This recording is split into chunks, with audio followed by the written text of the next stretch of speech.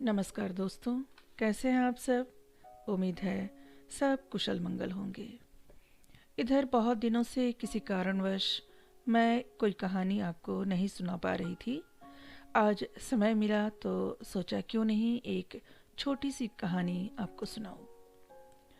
साथियों, जीवन में जब दो मुसाफिर किसी राह पर निकलते हैं तो अक्सर ऐसा होता है कि उनमें से कोई एक आगे निकल जाता है, जीवन के ऊंचे मुकाम को प्राप्त करता है। शोहरत और दौलत उसके तलवे चाटते हैं, जिस कारण उसमें अहंकार का भाव आ जाता है। वो पीछे छूटे मुसाफिर को कमतर समझने लगता है। उसे लगता है कि जीवन का ये रेस उसने जीत लिया है। पर एक बार जब पलटकर वह दूसरे को देखता है और उसके पिछड़ने का कारण जानता है, तो वह सोचता है दरअसल जिसे वह जीत समझ रहा था वह तो उसकी पराजय थी। कुछ ऐसे ही भाव लिए आज की कहानी मैं आपको सुनाने जा रही हूँ, जिसका शीर्षक भी है पराजय। तो चलिए सुनते हैं कहानी। जिला शिक्षा अधिकारी बनने के बाद जब ज्वाइन किया तो जानकारी हुई कि ये जिला स्कूली शिक्षा के लिहाज से बहुत पिछड़ा हुआ है। वरिष्ठ अधिकारियों ने भी कहा, आप ग्रामीण इलाकों पर विशेष ध्यान दें। बस तय कर लिया, महीने में 8-10 दिन जरूर ग्रामीण स्कूलों को दूंगा। शीघ्र ही ग्रामीण इलाकों में दौरों का सिलसिला चल पड़ा। पहाड़ी व जंगली इलाका भी था कुछ। एक दिन मातहत कर्मचारियों से मालूम हुआ, बड़ेरी नामक गांव जो एक पहाड़ी पर स्थित है, वहां के स्कूल में कोई शिक्षा अधिकारी नहीं जाता था, क्योंकि वहां पहुंचने के लिए वाहन छोड़कर लगभग 2-3 किलोमीटर जंगली रास्ते से पैदल ही जाना होता था। तय कर लिया, अगले दिन वहां जाया जाएगा। वहां कोई मिस्टर P.K. व्यास हेडमास्टर थे, जो बरसों से पता नहीं क्यों वहीं जमे हुए थे। मैंने निर्देश दिए कि उन्हें कोई अग्रिम सूचना न दी जाए, सरप्राइज विजिट होगी। अगले दिन हम सुबह निकले। दोपहर 12 बजे ड्राइवर ने कहा, साहब यहाँ से आगे पहाड़ी पर पैदल ही जाना होगा, करीब 2-3 किलोमीटर। मैं और 2 अन्य कर्मचारी पैदल ही चल पड़े। लगभग 1.5 घंटे सकरे पथरीले जंगली रास्ते से होकर हम ऊपर गांव तक पहुंचे। सामने स्कूल का पक्का भवन था और लगभग 200 कच्चे पक्के मकान थे। स्कूल साफ सुथरा और व्यवस्थित रंगा पुता हुआ था। बस 3 कमरे और प्रशस्त बरामदा, चारों तरफ सुरमय हरा भरा वन। अंदर क्लासरूम में पहुंचे तो 3 कक्षाओं में लगभग 125 बच्चे तल्लीनता पूर्वक पढ़ रहे थे। हालांकि शिक्षक कोई भी नहीं था। एक बुजुर्ग सज्जन बरामदे में थे, जो वहां नियुक्त पियून थे शायद। उन्होंने बताया, हेडमास्टर साहब आते ही होंगे। हम बरामदे में बैठ गए थे। तभी देखा एक 40-42 वर्ष के सज्जन अपने दोनों हाथों में पानी की बाल्टियां लिए ऊपर चले आ रहे थे। पायजामा घुटनों तक चढ़ाया हुआ था, ऊपर खादी का कुर्ता जैसा था। उन्होंने आते ही परिचय दिया, मैं प्रशांत व्यास यहाँ हेडमास्टर हूँ। यहाँ इन दिनों बच्चों के लिए पानी थोड़ा नीचे जाकर कुएं से लाना होता है। हमारे चपरासी दादा बुजुर्ग हैं, अब उनसे नहीं होता, इसलिए मैं ही ले आता हूँ। वर्जिश भी हो जाती है। वे मुस्कुराकर बोले। उनका चेहरा पहचाना सा लगा और नाम भी। मैंने उनकी ओर देखकर पूछा, तुम प्रशांत व्यास हो, इंदौर से, गुजराती कॉलेज? मैंने हैट उतार दिया था।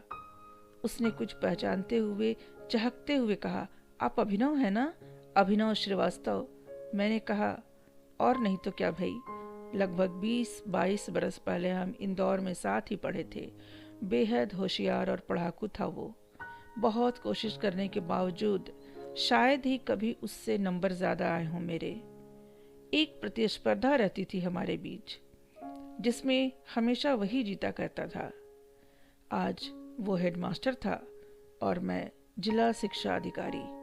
पहली बार उससे आगे निकलने जीतने का भाव था और सच कहूँ तो खुशी थी मन में। मैंने सहज होते हुए पूछा, यहाँ कैसे पहुँचे भाई, और कौन कौन है घर पर? उसने विस्तार से बताना शुरू किया। एमकॉम करते समय ही बाबूजी की मालवा मिल वाली नौकरी जाती रही थी। फिर उन्हें दमे की बीमारी भी तो थी। घर चलाना मुश्किल हो गया था। किसी तरह पढ़ाई पूरी की, नंबर अच्छे थे, इसलिए संविदा शिक्षक की नियुक्ति मिल गई थी, जो छोड़ नहीं सकता था। आगे पढ़ने की न गुंजाइश थी न स्थितियाँ। इस गांव में पोस्टिंग मिल गई। माँ बाबूजी को लेकर यहाँ चला आया। सोचा गांव में कम पैसों में गुजारा हो ही जाएगा। फिर उसने हंसते हुए कहा, इस दुर्गम गांव में पोस्टिंग और वृद्ध बीमार माँ बाप को देख कोई लड़की वाले लड़की देने को तैयार ही नहीं हुए, इसलिए विवाह नहीं हुआ। और ठीक भी है, कोई पढ़ी लिखी लड़की भला यहाँ क्या करती। अपनी कोई पहुँच या पकड़ भी नहीं थी कि यहाँ से ट्रांसफ़र करा पाते। तो बस यहीं जम गए। यहाँ आने के कुछ बरस बाद माँ बाबूजी दोनों ही चल बसे।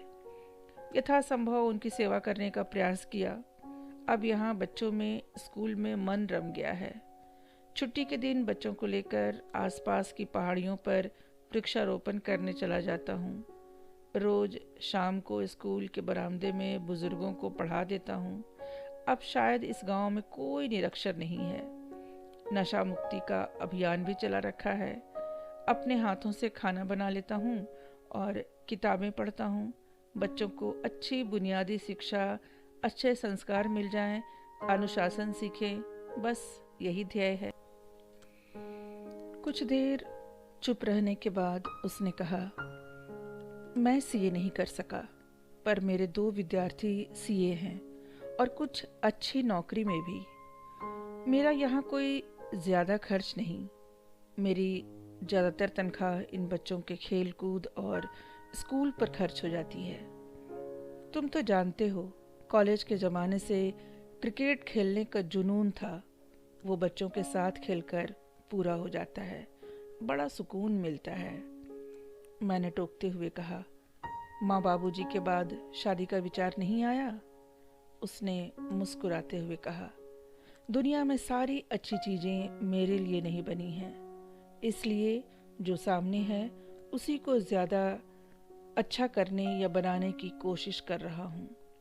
फिर अपनी परिचित दिलचस्प अंदाज में मुस्कुराते हुए बोला, अरे वो फैज़ साहब की एक नज़्म है ना, अपने बेख्वाब किवाड़ों को मुकफ्फल कर लो, अब यहाँ कोई नहीं आएगा। उसकी इस बेलौस हंसी ने भीतर तक भिगो दिया था। लौटते हुए मैंने उससे कहा, प्रशांत, तुम जब चाहो तुम्हारा ट्रांसफ़र मुख्यालय या जहाँ तुम चाहो करा दूंगा। उसने मुस्कुराते हुए कहा, अब बहुत देर हो चुकी है जनाब, अब यहीं इन लोगों के बीच खुश हूँ, कहकर उसने हाथ जोड़ लिए। मेरी अपनी उपलब्धियों से उपजा दर्प, उससे आगे निकल जाने का एहसास, भरम, सब चूर चूर हो गया था। वो अपनी ज़िंदगी की तमाम कमियों, तकलीफ़ों, असुविधाओं के बावजूद सहज था। उसकी कर्तव्य निष्ठा देखकर मैं हतप्रभ था। ज़िंदगी से किसी शिकवे या शिकायत की कोई झलक उसके व्यवहार में नहीं थी। सुख सुविधाओं, उपलब्धियों, ओहदों के आधार पर हम लोगों का मूल्यांकन करते हैं, लेकिन वो इन सब के बिना मुझे फिर पराजित कर गया था। लौटते समय उस कर्म ऋषि को हाथ जोड़कर भरे मन से इतना ही कह सका, तुम्हारे इस पुण्य कार्य में कभी मेरी ज़रूरत पड़े तो ज़रूर याद करना मित्र। तो दोस्तों, ये थी कहानी।